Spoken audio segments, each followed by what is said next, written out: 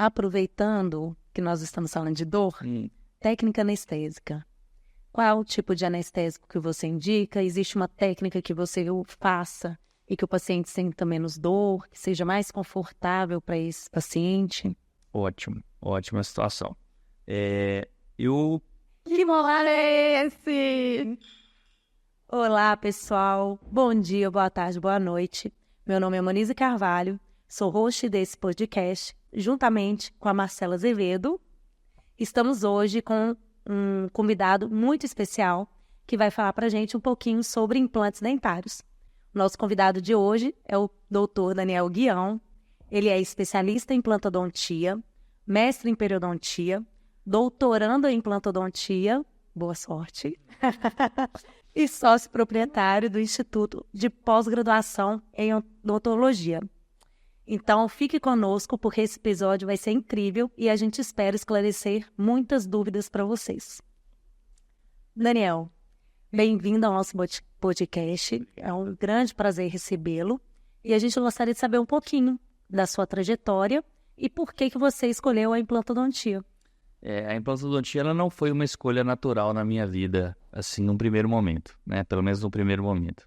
Eu saí da faculdade em 2011, me formei na PUC, em junho ou julho de 2011, e logo em seguida eu fui para fazer a parte de odontologia estética. Eu gostava de restauração, resina anterior, né? A gente fazia muito na faculdade, então eu acabei indo para esse lado. Mas quando eu fui fazer um aperfeiçoamento, com ótimos professores, eu via que a minha mão não respondia ao que meu cérebro mandava. Assim, minha cabeça funcionava de um jeito, mas a mão não respondia aquilo que eu queria. Por exemplo, fazer uma escultura de um primeiro molar inferior. Estava na minha cabeça, mas minha mão não reproduzia aquilo. Então eu tinha uma certa dificuldade. E quando eu fiquei até meio frustrado nessa, falei, tem que arrumar alguma coisa que eu goste. E acabei indo para a implantodontia. Eu fiz minha especialização em Araraquara, interior de São Paulo. Então foi muito, muito difícil, né? Assim, o caminho são 600 quilômetros, né? Então fui 24 vezes, indo e voltando. Então a gente andou muito de avião, de carro, de tudo que era jeito a gente ia, de ônibus. De tudo que era jeito a gente ia. Então a implantodontia ela apareceu na minha vida buscando uma outra alternativa à dentística, à prótese. E quando eu entrei, eu vi, né, um primeiro implante sendo instalado lá no curso. Eu fiquei assim impressionado, eu falei, é isso que eu quero. E aí eu realmente me apaixonei, e isso foi em 2012, então até hoje, né, são já 12 anos aí trabalhando com implantes, então a minha vida é isso, a minha rotina é implantodontia, isso realmente é muito bacana. Isso é muito bom, sabe? Porque muitos alunos, eles perguntam pra gente, né?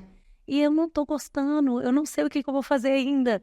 Eu tô desesperado, e às vezes está no 6º período, 8º período. Eu falo com meus alunos que o mal do jovem de hoje em dia é o imediatismo, a ansiedade, porque realmente eles querem tudo para ontem, é muita informação rolando, e eu tenho que saber, você não tem, como já dizia meu amigo Edson Saleme Júnior, né? Ninguém tem que nada.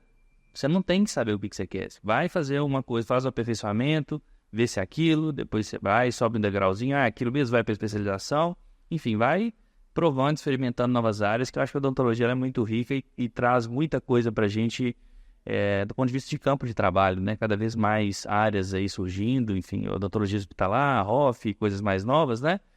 Que tem sido estado cada vez mais em alta também, né? Apesar de eu não trabalhar nessas áreas, a gente reconhece que são áreas nossas da odontologia também. E, Daniel, o que são os implantes dentários? E o que é a implantodontia para você? Assim, para a gente começar a entrar no assunto mais técnico. Bom, bacana. Os implantes dentários, eles são pequenos parafusos, normalmente em titânio. Falo normalmente porque hoje em dia existem outros materiais, como zircônia, dentre outros. E esses implantes, esses pequenos parafusos são inseridos no osso do paciente com o intuito de fixar uma prótese futura, seja ela uma prótese unitária de um dente só, seja uma prótese múltipla de 2 a 3 dentes, ou uma prótese total, como uma prótese protocolo, uma prótese fixa cerâmica, enfim, substituir, reabilitar um elemento dental perdido, um ou mais, né, elementos dentais perdidos. Então, o objetivo do implante é esse. E qual seria a indicação para o meu paciente? Meu paciente chegou lá no consultório e falou assim, eu estou querendo aqui colocar um dente onde eu não tenho. quando que eu posso pensar em indicar o implante, quando a gente não indica, se tem uma contraindicação, por exemplo, meu paciente fez uma quimioterapia, radioterapia, tem algum tratamento que ele pode ter feito previamente que impeça ele de colocar? O primeiro de tudo, eu acho que para qualquer tratamento da odontologia, a gente fazer uma boa anamnese, a gente tem que saber o que o paciente tem de condição sistêmica. Então, é o seguinte, o paciente ele está sistemicamente bem, ele está com a glicemia controlada, ele teve algum infarto, ele teve algum câncer nos últimos meses, talvez. Então, de 6 meses é uma janela que a gente pensa ser uma janela ideal para você tratar alguns pacientes que tiveram, por exemplo, um infarto, né? Você não vai fazer... O cara teve um infarto mês passado, você não vai fazer um implante dele esse mês. Espera o cara estabilizar. E a gente tem que estar muito em contato com o médico do paciente, né? O clínico, o cardiologista ou o endocrinologista, porque os pacientes quererem fazer os implantes não é simplesmente assim, eu quero, eu vou. Não é bem assim. Eu dei aula hoje de complicações para os meus alunos. Então, assim, eu falei muito sobre fatores sistêmicos. Muitas vezes o paciente ele não pode receber ou ele não deve receber e a gente receber o implante. E a gente acaba, às vezes, tem que pagar boleto no final do mês, deixa eu ir lá, eu vou instalar. Não é bem assim. Aí você vai e incorre no insucesso. E a gente acaba que é corresponsável. Mas o paciente não controlou a glicemia, mas você sabia que ele era diabético e você fez aquele implante. Não que não pode fazer implante em diabético. Pode, mas o índice de sucesso ele é consideravelmente menor, tá? Em torno de 2 a 2,5 vezes mais chance de insucesso no paciente diabético. E o diabético descontrolado, aquele diabético que não tem controle glicêmico, a glicose está 170, 180, 200 e tanto, é o cara que ele não deve de forma alguma receber implante, porque o insucesso, a chance é bem grande. E essas complicações relacionadas ao insucesso, por exemplo, de um paciente diabético, o que seria? Seria a falha na osseointegração. É o implante não, vamos dizer, o osso não aceitar aquele implante como algo do organismo. Eu não gosto de falar rejeição, tá? Essa palavra ela nem existe na odontologia, porque o corpo não rejeita nada. O que acontece é uma não osseointegração. Não vai haver formação de tecido ósseo entre a interface implante e aquele ossinho que você fresou, né? Então, não vai chegar o osso e abraçar aquele implante para que haja a integração dos dois e que ele consiga receber a carga mastigatória. Então, é uma falha na osseointegração. Não vai nem osseointegrar, ou se osseointegrar, ela pode, inclusive, ir diminuindo com o tempo esse contato osso-implante, que a gente chama de BIC, né? BIC, ele vai diminuindo ao longo do tempo no paciente diabético. Tá? Esses estudos mostram isso aí pra gente. E o risco cirúrgico, você pede para todos os pacientes que usam algum tipo de medicamento controlado? Ótima pergunta. Eu acho que a gente é da turma do nem sempre nem nunca, né? A gente tem que olhar cada caso individualmente. Por exemplo, né? Uma menina como você, jovem, se você chegar no meu consultório, precisa fazer implante. Eu vou te perguntar como é que está a sua saúde, né? A gente também sempre espera que o paciente passe para a gente tudo de maneira muito verdadeira, né? Alguns até omitem algumas coisas, então a gente tem que tomar esse cuidado. Mas, de maneira geral, pacientes saudáveis, jovens, vou colocar aí até 50, 60 anos, o cara não tem nenhum problema, não relatou para mim nenhum problema, eu não costumo pedir de rotina. Mas acima de 60 anos, você pode saber, tem uma pressãozinha alta, tem uma glicemia aumentada. Mas eu não tomo nada. Mas qual que foi a última vez que você foi no médico? Né? Não sabe, não tomo nada, tudo bem, mas quando que alguém mandou você tomar alguma coisa? Então a gente tem que saber, né? Como que anda esse controle realmente médico do paciente. E a gente pode pedir exames, a gente deve pedir exames. Mas também, o que adianta a gente pedir exames sem saber interpretar? Né? Então, muitas vezes, a gente tem que estar batendo bola com o clínico, ou com o cardiologista, ou com o endocrinologista, ou com o médico que toma conta daquele paciente. Então, pacientes extremos de idade, assim, a gente sempre pede, né? O paciente 60 mais, vamos dizer assim, né? E os pacientes crianças, assim, eu acabo não pedindo porque eu não atendo muito, porque não é minha rotina, né? Mas paciente mais velho, acima de 60 anos, eu gosto de pedir alguns exames, sim. Deu alterado, a gente manda primeiro o paciente para o controle e aí liberação do médico. Eu até gosto já de encaminhar o paciente para o médico e falar assim, o médico, o que a gente vai pedir? Vai ser hemograma, glicemia, às vezes uma fosfatase alcalina, às vezes um exame de urina. Não há nada muito investigativo de uma condição específica, né? Eu acho que os médicos eles têm realmente uma gama de exames maiores para pedir, que às vezes a gente não sabe nem interpretar, né? E assim, ele talvez já vai ganhar tempo de ir direto para o médico. Fala assim, olha, eu preciso de um risco cirúrgico. Eu falo muito com os alunos para saberem fazer um risco cirúrgico, prescrever ou pedir um risco cirúrgico. Não adianta você falar assim, solicito o risco cirúrgico da paciente Monize. Não, não é assim. É assim, a paciente Monize vai submeter a implante dentário, ela precisa receber anestésico local, ou eu vou usar lidocaína, articaína, que seja a concentração, mais o importante falar do vasoconstritor, que as pessoas esquecem muito da concentração, né? E os médicos usam vasoconstritores diferentes dos nossos, a diferente concentração, né? Então, a gente usa 1 para 100 mil, eles usam 1 para 50 mil. Então, a dose deles é muito grande. Então, quando você fala que você vai usar vasoconstritor, eles ficam doidos. Falam, não, mas não pode. Claro que pode. Só tem que ver a dosagem, né? Na grande maioria, a maioria das vezes, sim, pode, né? Tem casos que, obviamente, não pode. Mas, então, tem que sempre bater a bola com o médico, mas explicar o que você vai fazer.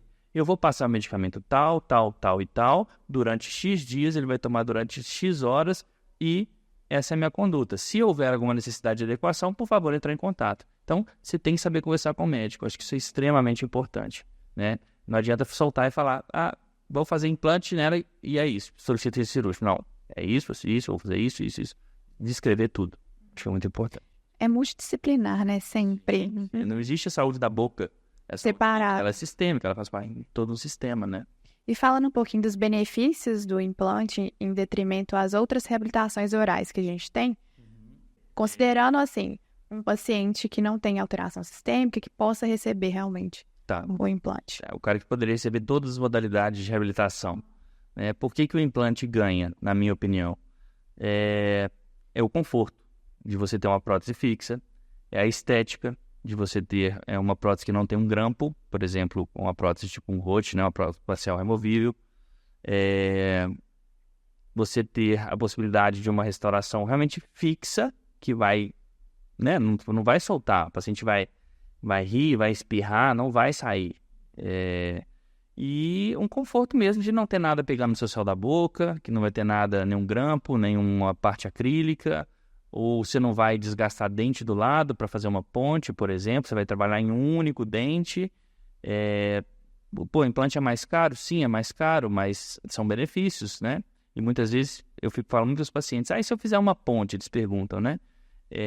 Cara, se você fizer uma ponte, você vai pagar 3 coroas. A coroa do dente pilar, a coroa do outro dente pilar e a coroa do meio. Então, assim, talvez não vai ficar ou mais caro ou a mesma coisa, enfim, para uma tranquilidade pós-operatória muito, muito tranquilo. Porque o implante antigamente era mais agressivo, um pouco mais... os procedimentos eram mais invasivos, talvez, e o pós-operatório era pior. Talvez o pessoal não sabia também prescrever tão bem, né, os medicamentos que a gente prescreve hoje. E tem sido muito confortável que a gente tem visto os pós-operatórios de implante, sabe? E tirando que prótese fixa, dependendo, você pega 3 dentes, você pode pegar 2 rígidos, e aí você vai destruir a coroa de 2 dentes que estão bons para futuramente poder dar algum problema, né? Então, isso também a gente precisa colocar na balança. Exatamente. Entra a questão financeira, obviamente, né, de outras modalidades, como uma PPR, uma prótese facial removível, ou uma prótese adesiva, enfim. Eu acho que entra, claro, que financeiro. Mas os implantes são cada vez mais acessíveis, né, para a população. Eu acho que isso é uma missão que a odontologia tem de proporcionar isso para a população como um todo. E a gente tem uma população muito, muito desdentada, né? Assim, acima de...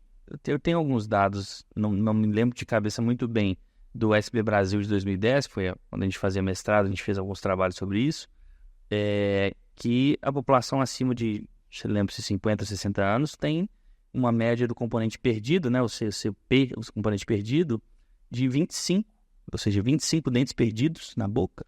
É muita coisa. Então, aí já entra um outro gancho, assim, como é que é o mercado de trabalho? Cara, tem muita gente banguela no mundo pra gente reabilitar. Tem muita gente sem dente que precisa mastigar. Tem muita gente usando prótese total, que se a gente colocar 2 implantes para segurar né, uma prótese overdentro, uma sobredentadura sobre 2 implantes de encaixe com um custo baixíssimo, a gente vai melhorar a vida dessa pessoa consideravelmente, né?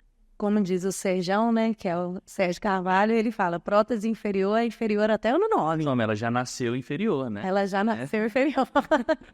Então, tudo que a gente puder auxiliar o paciente a melhorar a função mastigatória é muito melhor, né? De forma praticamente definitiva, né? Porque se o implante é tudo certo, ali ocorrer tudo bem, o paciente não vai ter nenhum problema futuro, né? Igual as outras próteses. E também, aproveitando que você falou de dados, o implante é um avanço, né, na odontologia, porque no século XX, né, Daniel, que ele surgiu, e foi em 65 que descobriram a osseointegração. Então, é bem recente, eu acho fantástico. Eu adoro a implantodontia, adoro cirurgia. Então, assim, gosto. Será que vai pra cirurgia? Ai, tudo indica. Tudo indica. Muito bom. Mas pode usar. A Implanto, ela começou realmente lá para os anos 60 com o professor Branemark, né? O sueco. E as pessoas às vezes perguntam pra gente assim, quanto tempo vai durar um implante? Depende, quanto tempo você vai viver? Vamos supor que, quantos anos você tem? Tem 28. 28. Eu espero que você dure até os 98, né? Pelo menos. Amém. Então você imagina, 98 menos 28 são 70 anos. O primeiro implante instalado não tem 70 anos. Então, vai durar a vida toda? Não sei. Uhum. Não sei, né? Tem tudo para que sim, mas como é que vai ser a sua saúde? Você vai ficar diabético aos 40? Né? A gente não sabe. Mas o implante realmente é um tratamento novo que ele vai trazer para a gente imensos e diversos benefícios, mas chega muito paciente, às vezes, com 18, 19 anos de idade, com a genesia de lateral. A ortodontia trouxe os caninos para trás, abriu espaço, está na hora de fazer o implante. Aí a mãe da paciente, normalmente está com a mãe acompanhada, apesar de ser maior de idade já, a mãe vai, porque é ela que vai pagar, né? Então, ela quer saber, doutor, quanto tempo vai durar? Eu falei, olha, não sei, eu falo essa mesma história. Começou em 60 e poucos, pergunta qual é a idade da senhora, né? Às vezes ela é até mais nova do que 60 e poucos. Então eu falo assim, olha, a gente não sabe, nem o implante, o primeiro implante instalado, ele tem 60 e poucos anos que ele foi primeiramente instalado. A gente não tem muita notícia sobre isso. Os pacientes às vezes já morreram, a gente não sabe quanto tempo ele dura.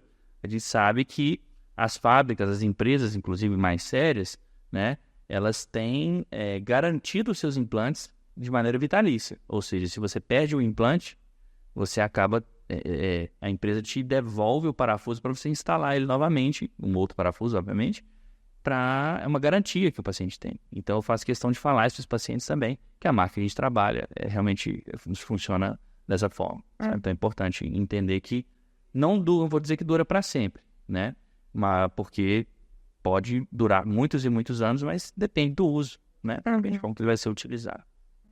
Para o planejamento do implante, qual exame complementar você costuma solicitar? Tomografia ou panorâmica? E o que a gente precisa enxergar nesse exame?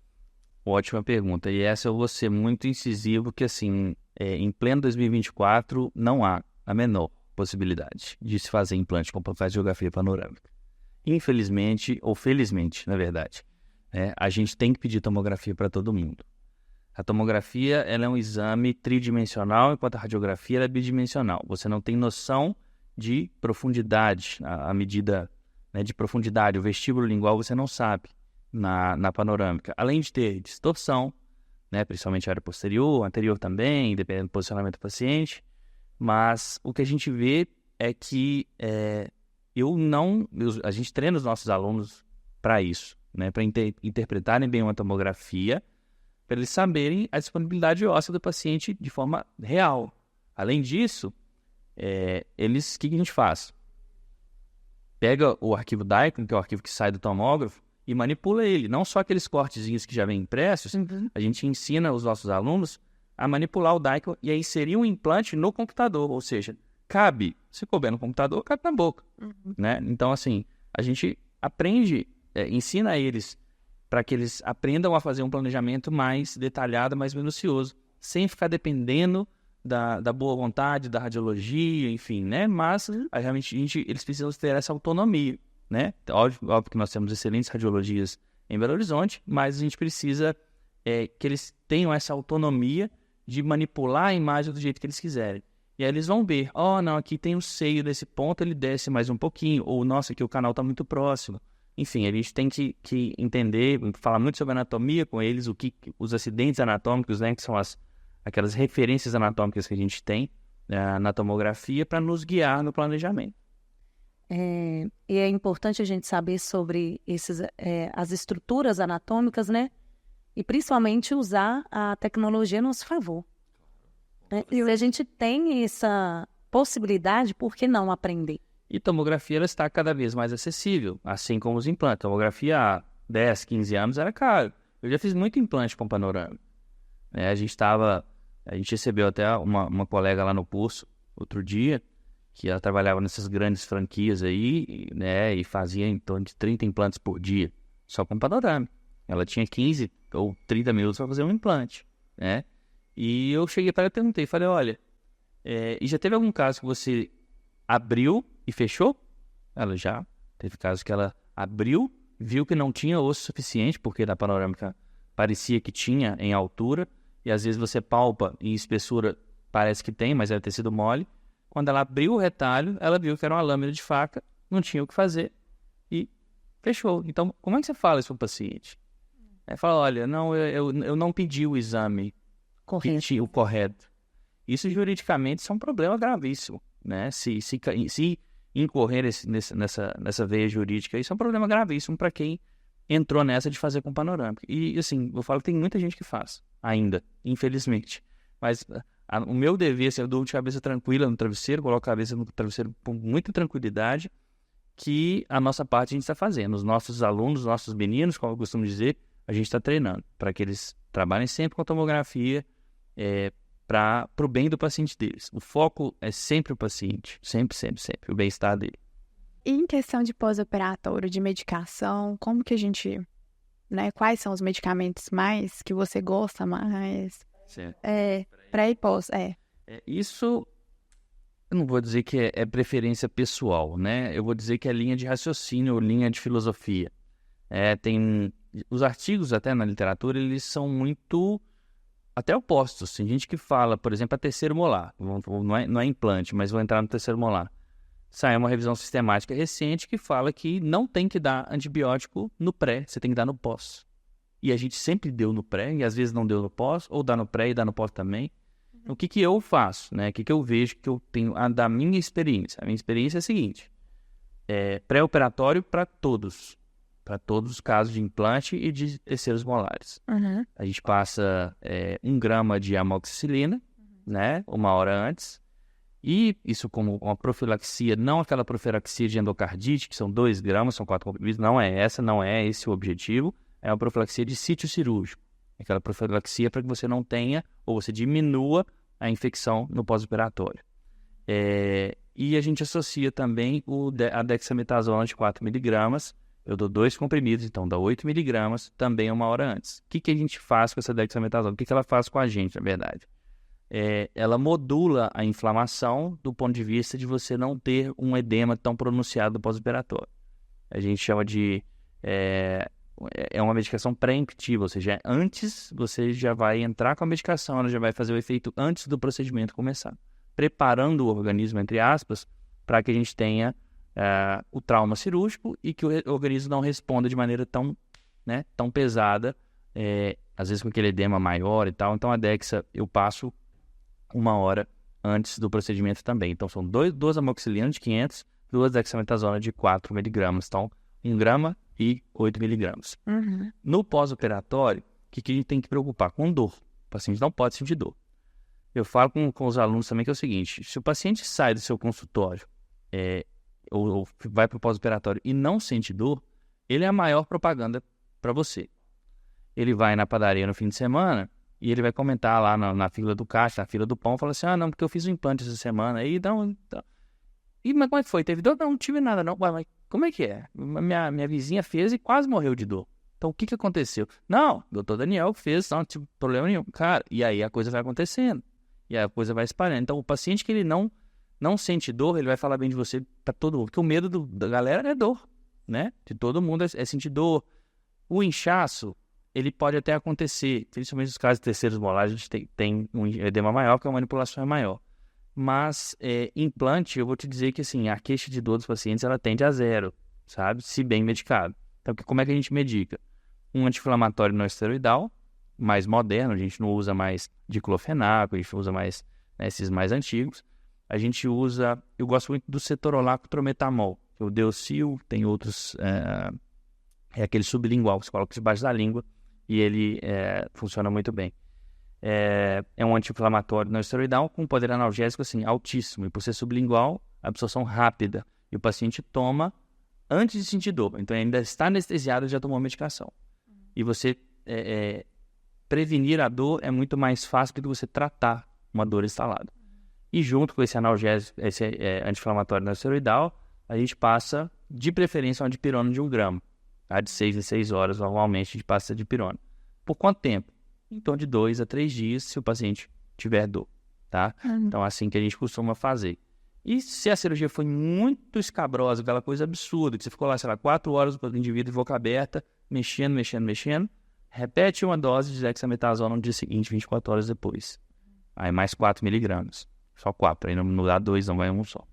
É o que a gente tem feito e graças a Deus com muito sucesso. O pessoal fala, não, mas foi ótimo, não tive problema nenhum. Realmente a gente fica satisfeito em proporcionar isso para os pacientes. Aproveitando que nós estamos falando de dor, técnica anestésica. Qual é o tipo de anestésico que você indica? Existe uma técnica que você faça e que o paciente sinta menos dor, que seja mais confortável para esse paciente? Ótima situação. Eu sou muito amigo do professor Bernardo Greco, já fica a sugestão para vocês chamarem também, tá? A gente já discutiu muito, para o bem, né? Não discussão para o mal, mas sobre anestésico do ponto de vista de usar lidocaína ou articaína. Lidocaína é universal, é o anestésico que tem que ter no consultório. Mas a gente tem visto que a articaína, que é o anestésico mais potente, com o início de ação mais rápido, com uma duração maior, com uma difusão nos tecidos maior, com uma toxicidade relativamente baixa, ele tem, assim, é o que eu uso no dia a dia, a articaína, tá? E eu faço, apesar de alguns colegas, né, que trabalham até com a gente na nossa equipe, fazem o bloqueio de nervo, por exemplo, vão fazer um implante na mandíbula, região do 34, região edêntula, né? Eles anestesiam às vezes, ou mais para trás, 36, por exemplo. Eles vão anestesiar o alveolar inferior. E eu não gosto de anestesiar o alveolar inferior nessas cirurgias. Eu uso mais ou menos 1/3 de tubete para fazer um implante nessa região. Então, assim, a gente faz uma infiltrativa, né, na vestibular, com muito cuidado. Um botãozinho anestésico primeiro, espera um pouquinho, dá uma massageada, aprofunda um pouquinho mais e vai caminhando para a lingual para o paciente não sentir dor. Se você for na vestibular, ai, o outro na lingual, ai, não, vai caminhando, vai levando o anestésico para a lingual, né? E realmente eu trabalho com volumes muito pequenos de anestésico, com muito sucesso, e o paciente vai continuar, a anestesia vai passar um pouquinho mais rápido, então não vai ter aquele desconforto de 5, 6 horas de anestésico acontecendo, né? Não é legal. E eu trabalho muito dessa forma com articaína, sabe? Claro que aí é uma escolha de cada um. Eu gosto da lidocaína e me dou bem com ela. Bem, você vai usar um volume de anestésico maior, né? A articaína é mais cara? Sim, ela é mais cara, mas você vai usar um volume menor para você atingir o mesmo objetivo, a mesma profundidade anestésica. E o pessoal às vezes me pergunta também sobre anestésico tópico. Você usa? Não uso. Eu uso, assim, em casos extremos, que é criança, assim, que eu já não gosto muito de atender, adoro criança, mas o anestésico tópico então eu uso nesses casos, ou naquele paciente adulto que é muito fóbico, mas eu não quero, não gosto, enfim, para o efeito mais psicológico. O placebo ali. Placebo. Não vou dizer que não funciona. Ele funciona. Mas, assim, acaba que sente um pouquinho da picadinha do mesmo jeito. Mas a melhor técnica anestésica para mim é uma mão bem calibrada, uma agulha de boa qualidade, com muito cuidado, estirar bem o tecido, dar uma vibrada no lábio, né? E vai falando na cabeça do paciente o tempo inteiro. Não para de falar, não. Vai falando, vai anestesiando. É igual criança. Tem coisas da odontopediatria que a gente tem que puxar para a nossa prática com adulto também, né? Porque tem muito adulto que é muito mais fraco, mais frouxo do que a criança. Tá. Eu falo que essa técnica de distrair o paciente, ela é muito boa. Eu também não uso muito tópico. Uhum. Eu falo, o paciente fala assim, mas você tem certeza que você não vai usar? Falei, tenho, você vai ver, confia em mim. Aí eu uso também essa questão de dar uma balançadinha aqui, vou conversando com o paciente, coloquei IGT a ele. Mas você já acabou? Eu falei assim, eu não conto qual que é a técnica antes, porque senão você vai ficar atento. Mas agora, aí ele, mas o que você fez? Aí eu conto a ele. Da próxima vez eu vou ficar atento. Eu falei, não, vou te distrair com outra coisa. Você dá estímulos para o paciente para ele prestar atenção em outras coisas. Ele vai prestar atenção no ouvido, né, em outra coisa. Ele vai, às vezes, né, o que o cara ali na cadeira, o que ele tem para fazer? Olhar e escutar. É o que ele tem de sentido para ver ali. E às vezes quando pinga uma gotinha de anestésico lá na garganta, fala, não, gosto ruim, né, Novalgina ruim, você me deu aqui. Enfim, os sentidos são todos aguçados. Ele não tem nada para fazer ali. Ele está ligado em tudo que acontece. Então você tem que distrair ele e você, dando esse estímulo, né, balançando, vibrando o lábio, você vai acabar confundindo, entre aspas, os sentidos dele e ele vai sentir menos essa picada, né? Ótima dica, né, pra gente. E falando um pouquinho sobre as inovações, as tecnologias da área da implanto, o que você acha, Daniel, assim, o que você prevê para o futuro na implantodontia? Bom, eu vejo que a cirurgia guiada é um grande ganho que a implantodontia tem tido, né, nesses últimos tempos. E essa cirurgia guiada, antigamente, ela era pouco acessível, do ponto de vista até de impressão de guias, tipo, só o pessoal de Brasília fazia, só um centro radiológico fazia, o planejamento era difícil, as resinas eram péssimas, o escaneamento às vezes não existia, era uma coisa muito, muito complicada de se fazer. Hoje em dia, você tem uma ideia, eu, Daniel, faço meus próprios guias, meus próprios planejamentos no meu consultório. Então, eu pego um exame do paciente, uma tomografia, tem que ser o DICOM, né, o arquivo cru da tomografia, junto com o escaneamento, que é outra tecnologia maravilhosa. O escaneamento ele mudou a minha prática completamente, né? Junto a esses dois, planejo um implante, desenho uma guia com um software específico e imprimo a guia no meu consultório, impressora 3D. Hoje em dia você tem impressora 3D de R$3.000, tá? Então, assim, não é um investimento muito alto. Você tem também impressora de 20, de 30, de 50 mil, mas se você quiser começar, eu acho que dá para fazer, né? E se eu sempre falo com meus alunos também, se eu consigo, você também consegue. É só você ter treinamento para isso. E eu fui atrás de aprender com os melhores, né? Então, realmente, batalhamos aí, gastamos grana, gastamos tempo para nos capacitar com isso. E odontologia, não tem jeito, a conta não fecha. Se você formou e não vai fazer nada, não, vou aqui, atendendo aqui, cara, você tem que estudar, tem que atualizar. E tem até uma história que eu separei para contar aqui, no congresso de, se não me engano, foi 2019, congresso da Neodente lá em Curitiba, um palestrante famosíssimo, que eu não vou falar o nome, né, mas ele falou na palestra dele, era uma palestra sobre estética e tal, planejamento, e ele falou assim, hoje em dia não é possível você fazer uma odontologia de alta performance sem um scanner intraoral. Eu olhei e falei, cara, esse cara tá ficando louco, né? Vou levantar, vamos embora. Como é que pode falar isso num auditório de brasileiro, em 2019, que não era algo acessível? Falei, não, esse cara tá me zoando pra minha cara. Eu faço odontologia de alta performance sem scanner. Aí, beleza. Fiquei puto e tal. O professor Emílio AK, que tava do meu lado. E aí, ele falou, acho que ele pegou pesado e tal. Aí a gente discutiu, assim. E aí, hoje em dia, em 2024, depois de usar o scanner, eu falo assim, talvez ele estivesse certo. Talvez ele estivesse certo, sabe? E por quê? Porque quando você pega a precisão de um scanner, a facilidade, você ganha tempo, você ganha qualidade, você ganha precisão, você ganha... Cara, o paciente ele olha para aquele negócio, a imagem formando na televisão assim, e fala assim, nossa, não vai ter massinha? Não vai ter massinha, né? Então, óbvio que também demanda treinamento, demanda investimento, não é brincadeira um scanner, né? Não é uma coisa simples, não é uma impressora 3D de R$3.000, né? Um dia, quem sabe? Mas, realmente, eu acho que a inovação na implantodontia, ela é semanal, assim. Cada semana surge um negócio novo, uma resina nova.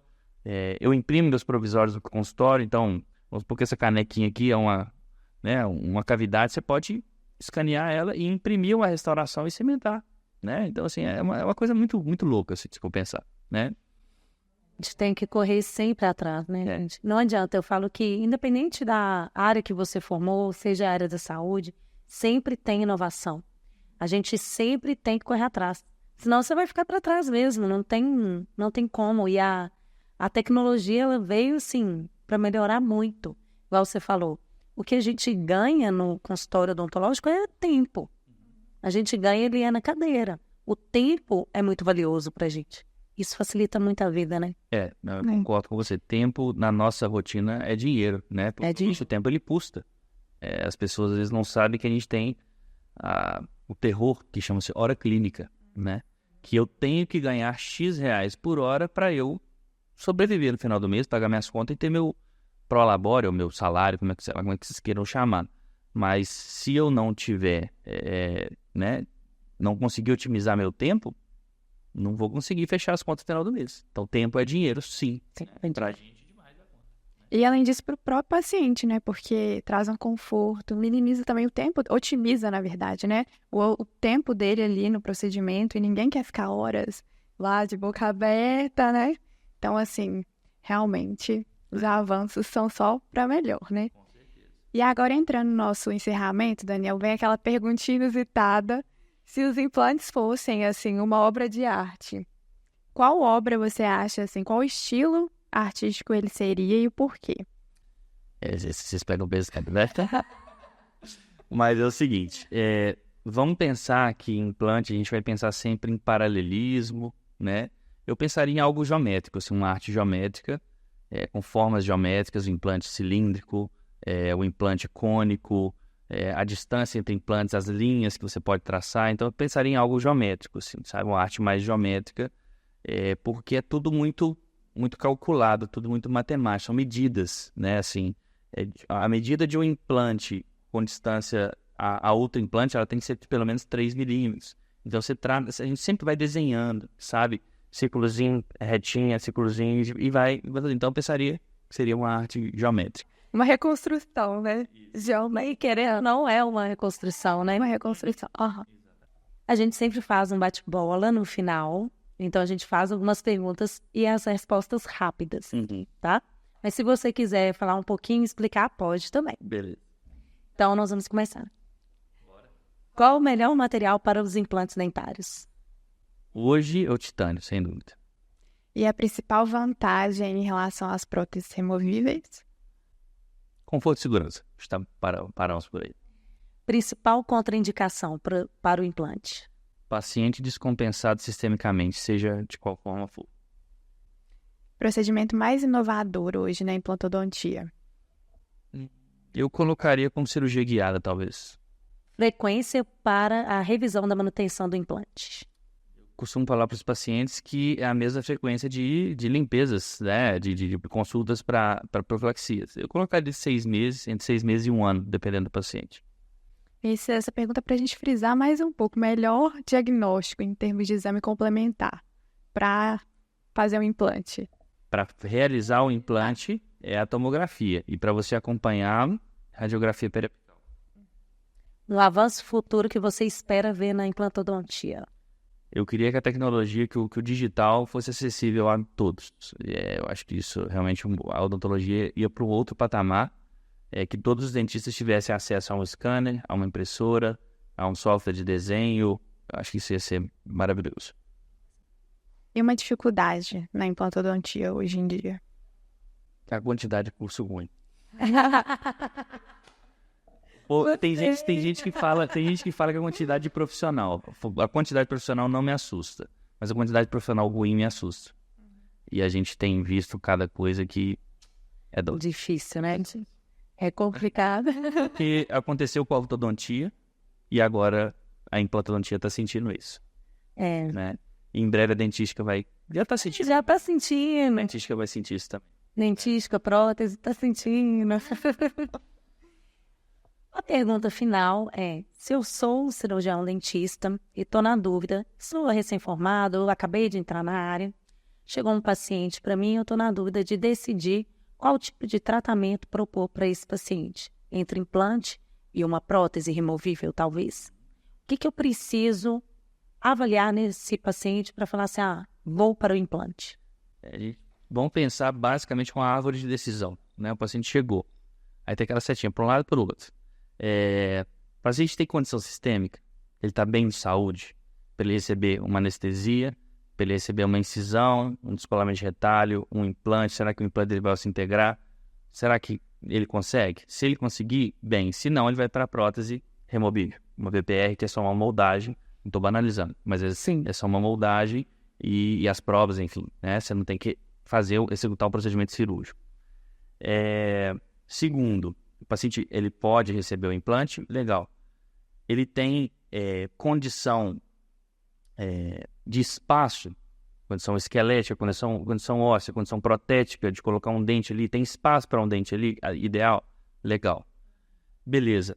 Outra possibilidade seria o paciente tem condição financeira de fazer, porque infelizmente a gente esbarra nisso, né?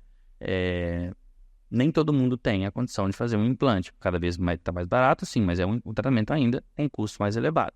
Então, se o paciente tem saúde, se ele tem espaço, ou seja, condição protética, e se ele tem dinheiro, né? Beleza. Eu acho que a gente chama de DVO. Dinheiro, vontade e osso. Ora, né? E normalmente faltam. Quando o paciente tem dinheiro e vontade, ele não tem osso. Quando ele tem dinheiro e osso, ele não tem vontade. E quando ele não tem vontade e osso, ele não tem dinheiro. É um problema. Não tem 100%, né? Mas aí, assim, a gente também tem as condições. Às vezes chega o paciente no nosso consultório, assim, quero fazer, doutor, mas você está puxado. Cara, então vai lá para o nosso curso. A gente leva para o curso de especialização, onde os preços são consideravelmente mais baixos, mas eu sempre falo com os pacientes que nos procuram lá, eu falo o que eu uso no meu curso, eu uso dentro do meu consultório.